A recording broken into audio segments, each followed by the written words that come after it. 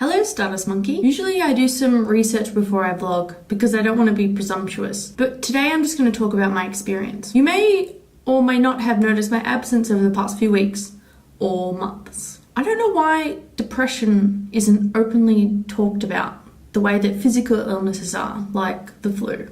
I would never call work and say that I couldn't come in because I felt depressed. I guess mental illness isn't as tangible as physical illness, and so people have a tendency to either underestimate its severity or not even believe in its existence. I even find it hard to take myself seriously sometimes.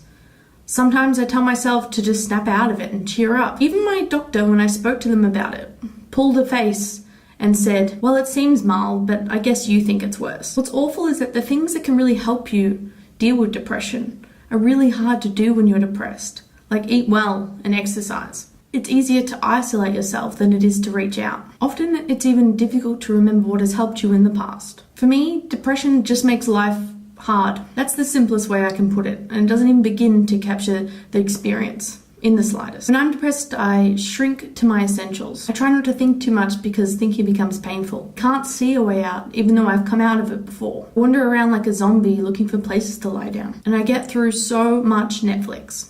I don't want to be too lighthearted about depression because people tend to joke about it way too much, which makes it easier to dismiss. When in reality, depression is a serious topic and it can be quite crippling. I've gone in and out of depression over the past few years. Part of the reason why is because of the way I think and the way I relate to the world.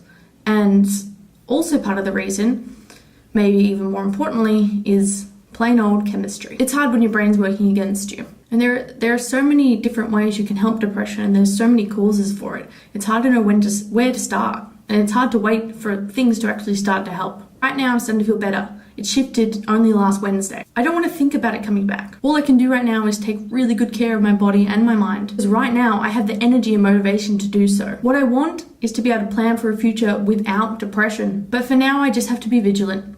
And I'm very lucky to be surrounded by people who support me. If you know anyone who suffers from depression or who you think might be suffering from depression, please reach out to them. You don't have to talk about it directly, especially if they don't want to, but talk to them, arrange to see them, and make it really easy for that to happen. Please educate yourself on depression and take it seriously. If you yourself suffer from depression, hold on. And I know it's hard, but please try to talk to somebody. So hopefully from now on, you'll be seeing a lot more of me. In other news, I've still been working on Nerve. I seem to have found a great editor.